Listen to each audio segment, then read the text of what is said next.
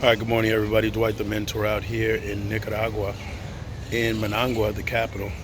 Been out here for a couple of days. Um, really enjoy it. Really enjoy Nicaragua. I was here about 10 years ago, and things were a little different then.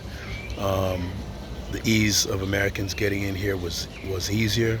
Now it's becoming a little bit more difficult because the current administration here in Nicaragua is more of a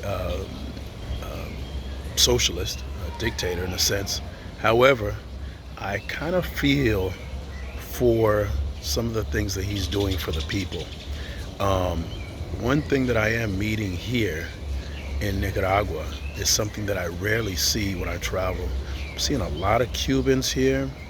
I'm seeing a lot Africans, Central Africans. Met a girl who was from Cuba, went to Namibia to go to work, and now she came out here on vacation. I asked her if she wanted to go to the United States. She said not really. She said she loves it here and it's very cheap here. Um, and yeah, it's different. You know, there's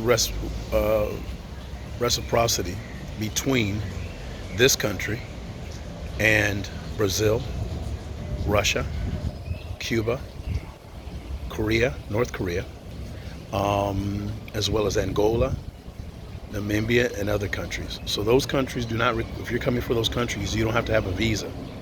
One thing I did notice coming into the airport is they still have this very strict COVID policy in place. So if you're coming out here and going to the beaches of San Juan del Sur, Grenada, the volcano, yes, they're still asking for proof of vaccination and they want to see the card. So despite me coming in from El Salvador, coming to Nicaragua, El Salvador is supported by the United States on a lot of different um, business ventures, where Nicaragua is not so much reliant on the United States. However, it's still the biggest trading partner. But they still have the COVID policies in place very severely. They double and triple checked my card coming in. Even to this day, they don't want no part of the COVID here. And I exchanged the court into the Cordova. I think it was right around 38, 36 to 1. So things are fairly cheap. This place that I'm staying at right now is called the De La Torre Hotel.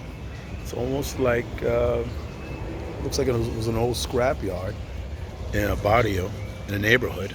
And the owner converted it with a lot of used metals. You see the beautiful cactus here.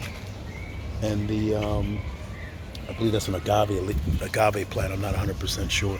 But anyway, something to be said about Nicaragua being a lot different than some of the other Central American nations. About a week ago, they said the foreign minister of Russia came here just to show support for Russia and extend their trade. Yeah, it was a little bit crowded, but I missed that. I was looking at some of the flights to get in, and I was gonna spend a little bit more time in Salvador, but I said, I'll go ahead and come. And clearing customs took a lot longer than I expected, but once again, I respect what this country is doing. They're doing it their way. Sometimes you might come from a country and think that everybody has to be your friend. And in this case, Nicaragua is saying we're not, we'll still do business with the United States, but we'll keep them from afar. And it's not a big priority. There's a lot of poverty here, yes. However, there's a lot of beauty as well. San Juan del Sur, Grenada, the Bluefield. I met some Garifuni people here. Ate with them, had turtle soup and some of those different things. However, it's a combination of Afro Nicaraguans as well as the Nicaraguans themselves and the indigenous people, Garifuni people. We know that they came originally from the Caribbean. They were exiled and they came this way, and they had relations, obviously, with the local Nicaraguan and created these people that primarily speak English. On the coast, from Panama all the way up to Belize, you will find Afro descendants of the Garifuni people, even in Guatemala, Honduras, here in Nicaragua, and even parts of Salvador. 1% is of Afro descent. So, but yeah, enjoying myself out here in Nicaragua. It's very hot, 94 degrees every day, high humidity, and I'll be leaving in a couple days. So if you ever get a chance, come out to Nicaragua. Airport code MGA. Miami, I believe, has nonstop flights out with American Airlines. If you're flying Delta, you got to go through El Salvador. If you're flying Aeromexico, you can fly in through Mexico City. And if you're flying through, say, Los Angeles, you can fly, I think, nonstop. Also, I believe, on American to Managua. TACA was the former airline here. It's now been bought out by Avianca, which is out of Bogota, Colombia. And they have quite a few flights here, as well as Copa having a nonstop daily from here, I think 2 daily, from Panama into Nicaragua. A 1 hour flight from Salvador, 2.5 hour flight from Panama, and I think from Miami, I want to say it's about 3.5 hour flight. So really cool country. I haven't had a chance to see everything, but the next time when I come, I definitely want to check out that Corn Island, the big Corn Island and the little Corn Island off the coast. And those are islands